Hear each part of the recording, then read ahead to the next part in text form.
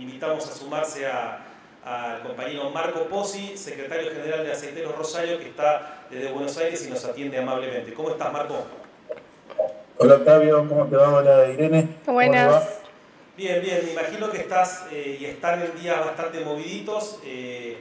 Quería, en primer lugar, a ver si nos podías actualizar, quizás los que no conozcan tanto, cómo surge y qué reclaman en esta acción de lucha que están encarando en común con los aceiteros también del cordón de San Lorenzo. Bueno, mirá, hace ya un mes que veníamos llevando adelante unas negociaciones con las cámaras empresarias, con la CIADA, la CIABEC, porque en julio, en realidad en septiembre se nos vencía el plazo del reajuste paritario. En julio nuestro salario mínimo, el que nos calcula el MATE, ya nos daba 1.550.000 pesos que debían percibir los trabajadores en la categoría inicial, y entonces pedimos reuniones y empezamos a discutirlo. Por supuesto que las empresas vinieron con el mismo planteo que a principio de año. Ellos quieren desarmar esta modalidad de discusión. A ellos les queda cómodo la mentira de la inflación que lleva adelante este gobierno, y que por ahí los gobiernos la manipulan demasiado, y ofrecer un ajuste paritario, un ajuste salarial mensual. A lo cual nosotros no estamos dispuestos, porque nos hemos cansado de decir que nuestro salario no se rige por la inflación, sino por las nueve necesidades que contempla la Constitución Nacional, y lo vamos a seguir discutiendo y lo vamos a seguir defendiendo como lo venimos haciendo. En eso coincidimos con los compañeros de San Lorenzo, en eso y muchas cosas más, ¿no? Pero digo, en eso de sostener el salario coincidimos con ellos, y bueno, después de una tercera reunión en donde a medida que pasaba el tiempo la propuesta de las empresas bajaba, definimos empezar un paro que empezó el día martes, y bueno, y mañana va a continuar. Hace un rato definimos que va a continuar el paro, porque no hay un acercamiento, contrario a lo que por ahí hoy se lee. No sé si vieron el comunicado de la Cámara, que decía que estaban buscando conversar con nosotros. En realidad lo que quieren hacer es conversar sin la huelga, sin los compañeros en la puerta. Claro. Y nosotros estuvimos negociando un mes con los compañeros dentro de fábrica. Bueno, ahora la realidad cambia y negociaremos con los compañeros afuera. Bien. Yo recuerdo un conflicto así muy importante que hubo entre el 2020 y 2021, donde llevaron adelante semanas y semanas de paro, que bueno, ahí estuvimos acompañando junto a otros compañeros como el Bocha, Facundo, Oscar, compañeros del Cordón, de Rosario, Javi de Galvez, bueno, acompañando ahí los piquetes, y en ese momento puede ser que ahí ha habido un primer acercamiento entre el sindicato que dirigís vos y el sindicato que le corresponde a la zona norte de la provincia, ¿no? Vienen de hacer en conjunto con el SOEA un plenario común hace 2 semanas. ¿Qué se expresó ahí en ese plenario y cómo evaluás esa unidad? Como vos bien decís, Irene, nosotros en el 2020 creo que fue el paro de 22 días que hicimos, casi saliendo de la pandemia, porque me acuerdo que andábamos con barbijos. Fue como el puntapié inicial para empezar a trabajar en unidad con los compañeros de San Lorenzo. Y lo fuimos concretando cada año con cuestiones de paritaria, y este año también lo hicimos cuando el tema de la ley de base. Hicimos paros en conjunto, y como para no quedarnos quietos después que sale la ley de base, dijimos, bueno, hay que hacer un plenario de cara a lo que se viene, que para nosotros la realidad del país viene totalmente en contra de los trabajadores, porque esto empezó con un ataque al bolsillo, con la devaluación de allá de diciembre, el aumento de los alimentos, el aumento de los combustibles, el aumento de los servicios, los alquileres por el cielo. Me parece que la evaluación es muy breve y muy fácil de hacer, si ponemos como eje el bienestar de los trabajadores, ¿no? Entonces, a partir de ahí, decidimos juntar a todos nuestros delegados, a los delegados de todo el país, porque vinieron delegados de San Luis, delegados de Córdoba, de Bahía Blanca, todos los del cordón industrial. Había más de 250 delegados, y un poco era dar un poco el panorama económico, y con analistas de economía como es Sergio Alerovich con analistas que le daban una vueltita más a la ley de bases y a la incidencia, al ataque al derecho a huelga, que yo creo que es un sueño dorado para los gobiernos poder atacar la huelga y que los trabajadores no puedan expresarse.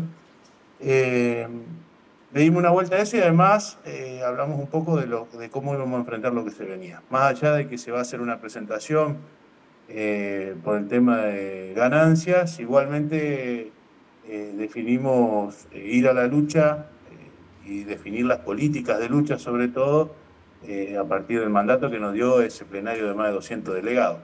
Creo que es una buena señal para trabajar en unidad, porque además a partir de ahí creo que debemos pensar también en una cuestión intersectorial, sobre todo en el cordón nuestro, en donde tenemos un montón de fábricas que vienen pasando por un montón de situaciones que no son buenas y que le haría bien a la unidad. Marco, tengo una pregunta de otro rubro, digamos. Un periodista que generalmente menciona sus medidas de lucha, Diego Genú, ayer lo escuchaba que mencionaba de diferentes encuestas que empiezan a dar una caída en la aprobación y en la popularidad del gobierno de Milei, ¿no? Mencionando también las crisis que tiene por arriba, pero destacando que por abajo hay una pérdida que mes a mes, por ejemplo, decía el 10%. ¿Ustedes notan eso, notan en los sectores de los miles de trabajadores aceiteros que hay un cambio de humor político? Si es que hubo o conocen sectores que apostaron al gobierno por descontento, por lo que fuera, ¿ven que hay un cambio de humor, que se pierde la paciencia o es algo que quizá todavía no se llega a registrar? Es muy difícil, Octavio, registrar eso, porque en definitiva nosotros pensamos, después que gana Milei, después que ganó Macri, que fueron dos de los presidentes a los cuales nosotros nos opusimos y pedimos que no voten a esos candidatos, no podemos dejar de pensar que 6 de cada 10 compañeros nuestros votaron a Milei. Y empezamos a pensar y a darle una vueltita en torno a la autocrítica, en torno a cómo encarábamos esto, de cómo nos amigamos con esos compañeros para poder pensar otra cosa, para poder discutir otra cosa. Y en definitiva, ¿por qué te digo yo que es muy difícil medir esa realidad para nosotros? Porque a la hora de, como en este momento, hacer una huelga, a la hora de enfrentar la ley de bases, cuando salimos a la calle, que fuimos a Buenos Aires, cuando paramos las plantas, no hubo resistencia de los compañeros, no apareció el que te dice hay que darle tiempo. Entonces,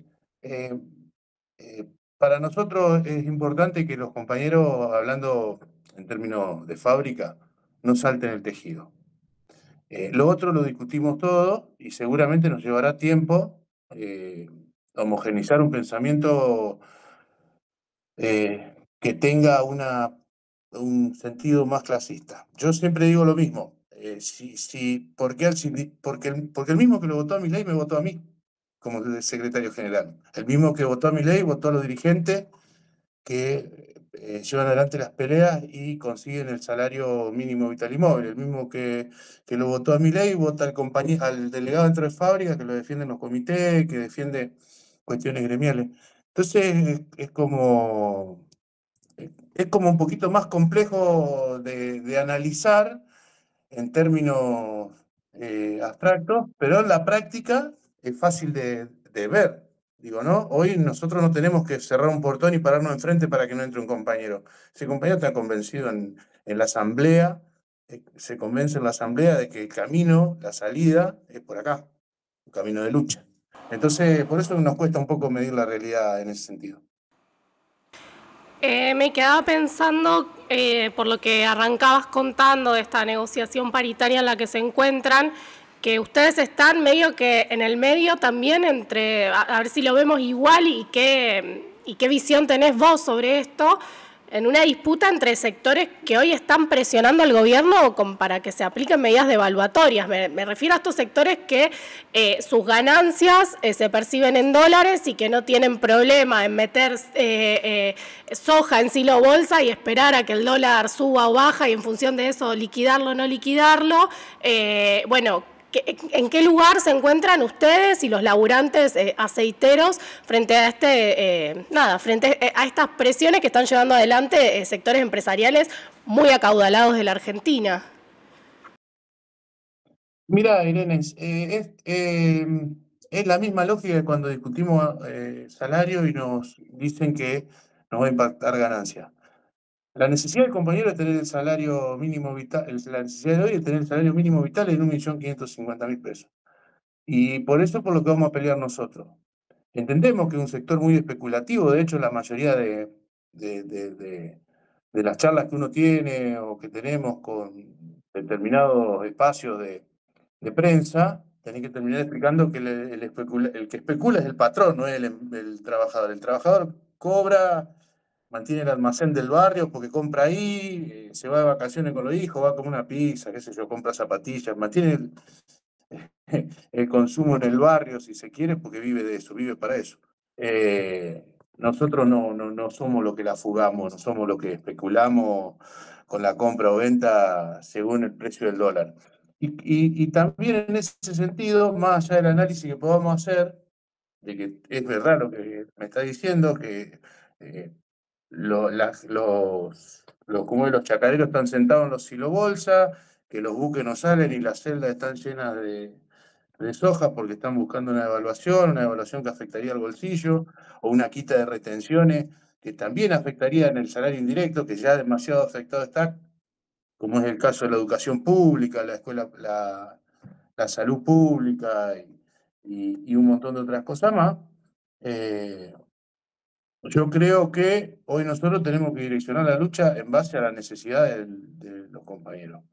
No puedo dejar de ver que es algo que en el fondo una huelga les evita a las empresas estas hacer lo que creo que tienen muchas ganas de hacer, que es un lockout patronal y hacer que se dispare la moneda extranjera y que ellos sean beneficiados con un dólar altísimo. Pero bueno, hoy nosotros estamos enfocados nada más que en defender el bolsillo del compañero.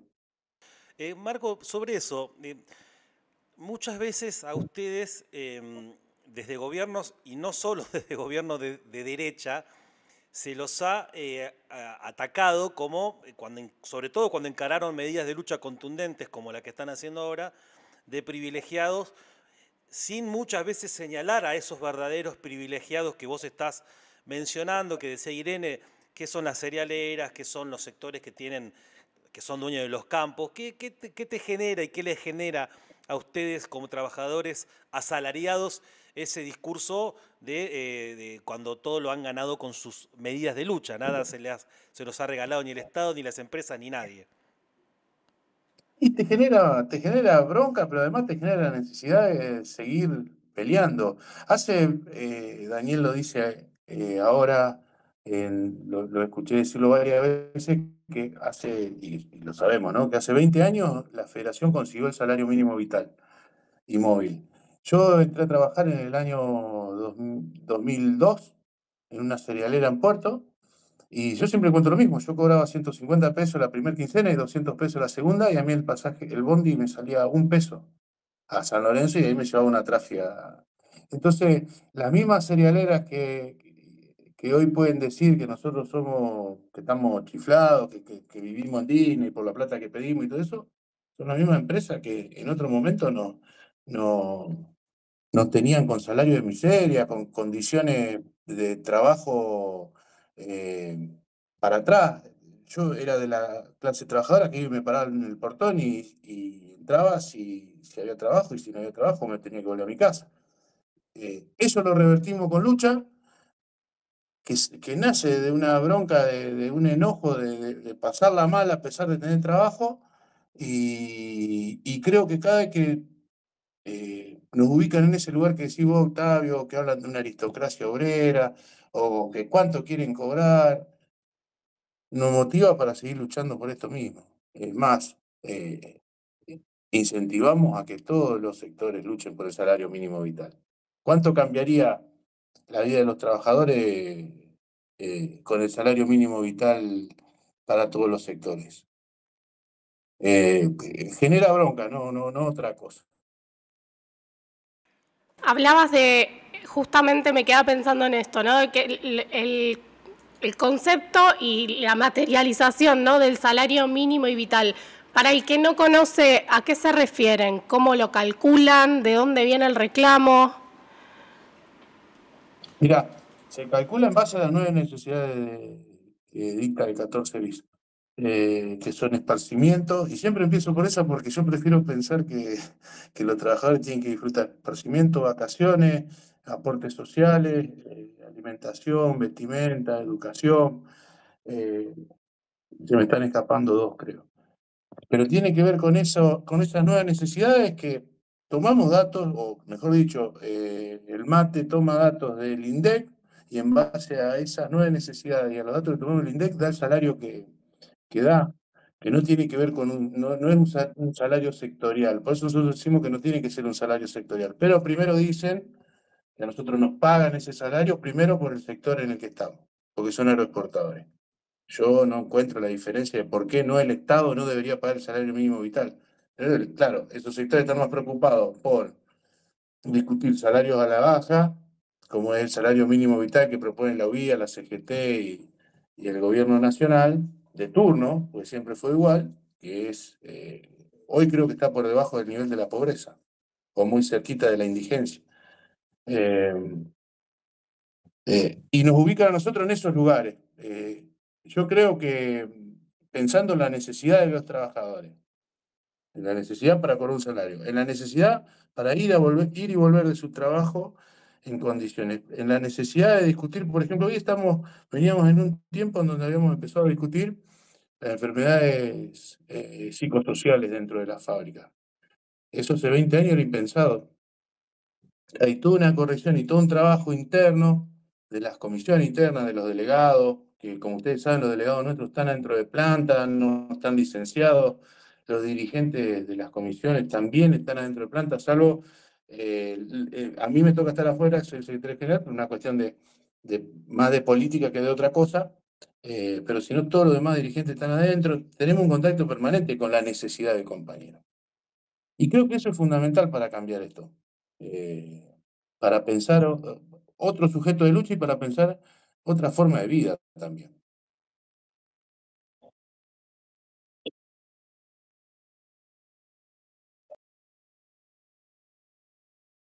Un lío. El paro que están encarando ustedes como sector de la clase trabajadora, un sector estratégico como es los aceiteros de las cerealeras, contrasta mucho con la actitud que tienen, esto por supuesto que corre por mi cuenta, ¿no?, pero que tienen las conducciones de las centrales sindicales, que en un contexto de una de las mayores crisis sociales que estamos viendo, de ataques a los derechos laborales, etcétera, no están tomando las medidas de fuerza, vuelvo a decir, me hago cargo yo de esto, no te lo atribuyo a vos, que debería haber a la altura del ataque que hay. Hoy en Rosario hubo una marcha de docentes, y un paro que después vamos a estar conversando, está su medida de lucha, se movilizaron los movimientos sociales, los movimientos piqueteros. ¿Cómo crees que se puede hacer algo como para romper la tregua de esas centrales sindicales, para unir sectores que quizá están encarando peleas que están emparentadas, pero a veces cada una está en su lado? ¿Crees que se puede hacer algo en ese sentido o cómo lo ves? No es fácil, Octavio, pero nosotros hace 2 años y medio que asumimos el sindicato y siempre estamos intentando buscarle una vuelta. Y creo que algo sale. Nosotros hoy participamos de la marcha, los aceiteros participamos de la marcha ahí con los compañeros de ATE, de CIPRO y de ANSAFE, y de las organizaciones sociales. Yo creo que hay una... A mí me parece que lo que tendríamos que lograr definir o darle sentido a algunos enfoques ahí, y creo que se puede armar algo. De hecho, Daniel pregona mucho eso y juntar a los sectores que están siendo golpeados y unir luchas y ver de qué manera verdaderamente afectamos. acá está demostrado que lo que realmente afecta, y no solamente porque nosotros somos de la parte productiva, lo digo, es la huelga. Y es una herramienta que se dejó usar. Y en por supuesto que hablo por los sectores de trabajo, ¿no? Las organizaciones sociales hacen mucho y por ahí esa herramienta le queda lejos porque justamente no tienen empleo, pero yo creo que hacen mucho desde su lucha, pero desde los sindicatos lo que tenemos que recuperar para lograr una unidad y darle sentido a la lucha es la huelga. No hay huelgas, no hay grandes huelgas. Nos instalaron la ley de bases y no hubo huelgas. Nos metieron una evaluación al principio y en diciembre y recién casi a finales de enero hicimos la primera huelga nacional.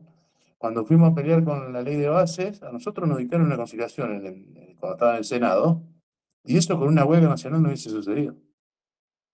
La violencia con la que encara el gobierno las políticas que quiere instalar no es acorde o no está, el movimiento sindical no está estando a la altura en la respuesta. ¿Por qué ellos no pueden gritar todas las mañanas, todos los días, que echan 10.000 trabajadores del Estado y lo cuentan como gracioso, se cagan de risa, perdón la palabra? Y nosotros no podemos decir que son unos hijos de puta que se están quedando con la educación de nuestros pibes, que quieren que los trabajadores trabajemos para comer, en algunos casos, y no sé si las 4 comidas, que los jubilados se mueran. ¿Por qué tenemos que ser tan políticamente correctos nosotros cuando del otro lado lo que hay es una bestia que quiere destruir a la clase y sobre todo desarmar todo tipo de colectivo que exista? Bueno, Marco, clarísimo, la verdad, y me gustó los conceptos que machacaba recién al final. Te agradecemos mucho por habernos respondido en el medio del trajín en el que están y bueno, ya te recibiremos acá con unos mates a seguir conversando y buena suerte con todo ahí. Bueno, Octavio, Irene, gracias. Yo se la debía porque ya la otra vez lo había dejado plantado. Y bueno, y a la vuelta nos veremos y iremos a tomar unos mates. Así será. Chao, Marco. Muchas Hasta la gracias. próxima.